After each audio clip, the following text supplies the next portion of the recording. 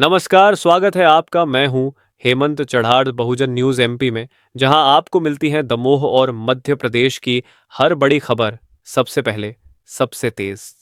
पचमढ़ी से निकली विकास की गूंज। कैबिनेट बैठक में ऐतिहासिक फैसले। पचमढ़ी मध्य प्रदेश की हसीन वादियों में बसे पचमढ़ी में सोमवार को मुख्यमंत्री डॉक्टर मोहन यादव की अध्यक्षता में हुई कैबिनेट बैठक में प्रदेश की दिशा और दशा को बदलने वाले कई ऐतिहासिक निर्णय लिए गए। इस बैठक ने जहां आदिवासी गौरव को सम्मान दिया, वहीं विकास की नई इबारत भी लिखी। श्रम कानूनों में बदलाव, उद्योगों को राहत। कैबिनेट ने 3 प्रमुख श्रम कानूनों में संशोधन को मंजूरी दी, जिससे अब छोटे और मझोले उद्योगों को नियमों से राहत मिलेगी। निवेशकों और श्रमिकों दोनों के लिए यह एक सकारात्मक संकेत है। राजस्व विभाग को 1200 नए योद्धा। अब राजस्व विभाग में होगी नई ऊर्जा का संचार। 1200 नए पदों को स्वीकृति देकर सरकार ने युवाओं के लिए रोजगार के दरवाजे खोल दिए हैं। पचमढ़ी में विकास की बरसात। 33 करोड़ 88 लाख रुपए की सौगात। धूपगढ़ से लेकर जयस्तंभ तक पचमढ़ी को पर्यटन के लिहाज से चमकाने के लिए 11 परियोजनाओं का लोकार्पण और 6 परियोजनाओं का भूमि पूजन किया गया। अब टूरिस्ट को मिलेगा बेहतर अनुभव और स्थानीय लोगों को रोजगार। आदिवासी वीर राजा भभूत सिंह को श्रद्धांजलि। कैबिनेट ने पचमढ़ी अभ्यारण्य का नाम राजा भभूत सिंह के नाम पर करने का निर्णय लिया। यह कदम आदिवासी समाज के गौरव को राष्ट्रीय पहचान दिलाने की दिशा में बेहद अहम माना जा रहा है। वेलनेस की ओर बढ़ता मध्य प्रदेश। उज्जैन में हुए स्पिरिचुअल एंड वेलनेस समिट 2025 में 1950 करोड़ रुपए के निवेश प्रस्ताव मिले। अब राज्य बनेगा योग, ध्यान और स्वास्थ्य पर्यटन का नया केंद्र। बहुजन न्यूज की विशेष टिप्पणी। मुख्यमंत्री डॉक्टर मोहन यादव की यह कैबिनेट बैठक केवल योजनाओं की नहीं, बल्कि जनसरोकारों की गूंज थी।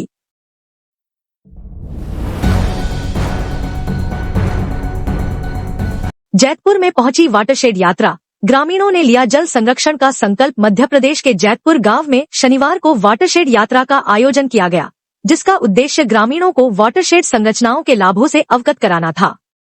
यात्रा के दौरान विशेषज्ञों ने बताया कि ये संरचनाएं न केवल वर्षा जल का संरक्षण करती हैं, बल्कि खेतों में नमी बनाए रखकर कृषि उत्पादन भी बढ़ाती हैं। ग्रामीणों को विभिन्न सफल उदाहरणों के माध्यम से समझाया गया कि किस प्रकार छोटे छोटे बांध, स्टॉप डैम और जल स्रोतों के संरक्षण से उनकी खेती समृद्ध हो सकती है। कार्यक्रम का मुख्य आकर्षण ग्रामीणों की सहभागिता रही, जिन्होंने स्वयं आगे आकर वर्षा जल संचयन और संरचनाओं के निर्माण का संकल्प लिया। यह यात्रा न केवल जागरूकता का माध्यम बनी, बल्कि आत्मनिर्भर ग्रामीण जल प्रबंधन की दिशा में एक ठोस कदम भी साबित हुई।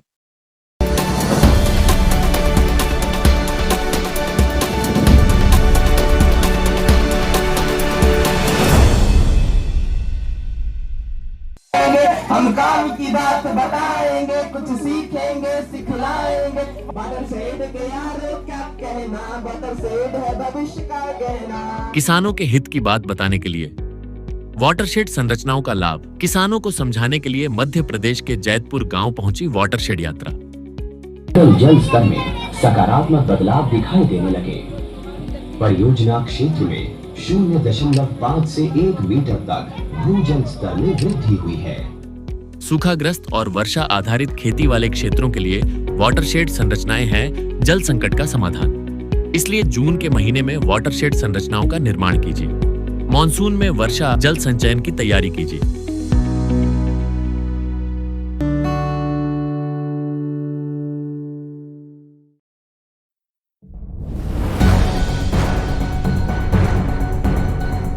बोधगया को ब्राह्मण मुक्त कराने का आह्वान। एड भानु प्रताप ने राज्यपाल पर साधा निशाना।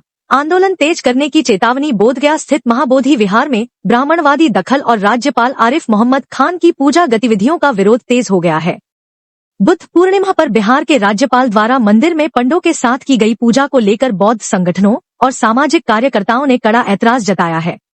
जंतर मंतर पर आयोजित धरने में एडवोकेट भानु प्रताप ने इसे संविधान और धार्मिक स्वतंत्रता का उल्लंघन बताया। उन्होंने राज्यपाल से सार्वजनिक माफी की मांग करते हुए महाबोधि विहार को ब्राह्मण मुक्त करने का संकल्प दोहराया। आंदोलनकारियों ने गिरफ्तार भंते विन्याचार्य की गिरफ्तारी को भी अवैध बताते हुए उसे षड्यंत्र करार दिया।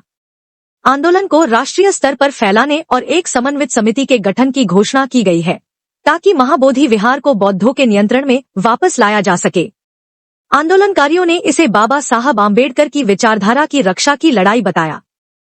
बोधगया में महाबोधि विहार पर बुद्ध पूर्णिमा के दिन बिहार के जो गवर्नर है आरिफ मोहम्मद खान, उसने वहां जाके पंडों के साथ में मिलकर जो पूजा की है हिंदू धर्म के हिसाब जी, वो सबसे ज्यादा आपत्तिजनक है। मतलब एक तो वो गवर्नर है, संवैधानिक पद है, संविधान के अनुसार संविधान की शपथ ली, उसे इतनी तमीज तो होनी चाहिए कि संविधान ने हर किसी को अपने धर्म का पालन करने का अधिकार दिया है, और गवर्नर होते हुए वो संविधान का अपमान कर रहा है, संविधान को धक्का बता रहा है और मूल अधिकारों का उल्लंघन कर रहा है।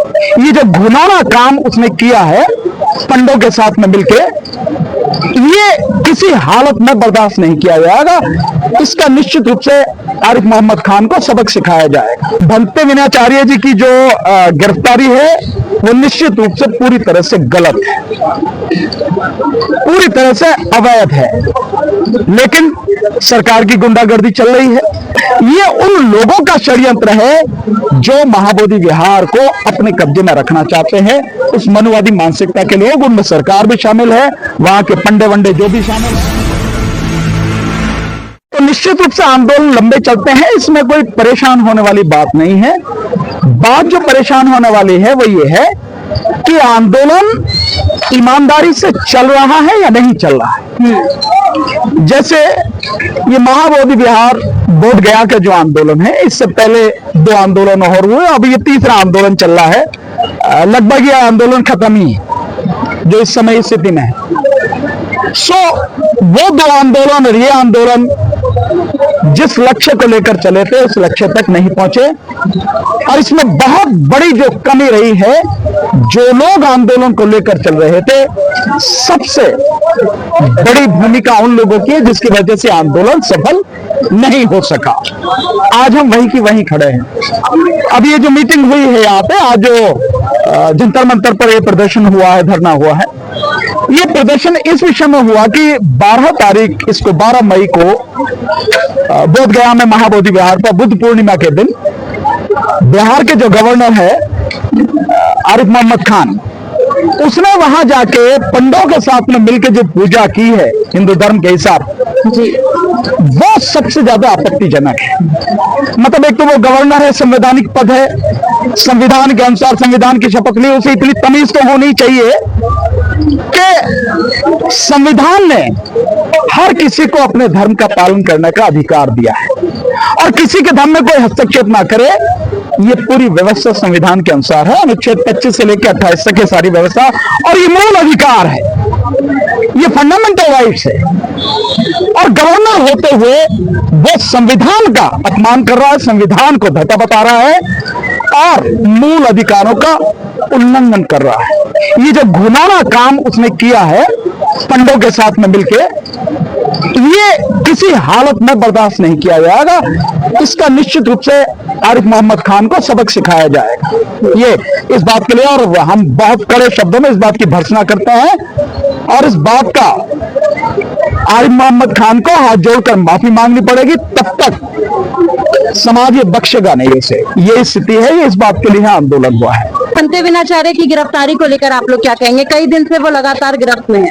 नहीं, भंते विनाचार्य जी की जो गिरफ्तारी है वो निश्चित रूप से पूरी तरह से गलत है, पूरी तरह से अवैध है, लेकिन सरकार की गुंडागर्दी चल रही है, और जो लोग इस आंदोलन को लेकर चल रहे थे, अपने आप नेता बने हुए थे, उन लोगों ने सरकार के साथ में मिलके भंते विनाचार्य के साथ में ये सब कुछ किया है।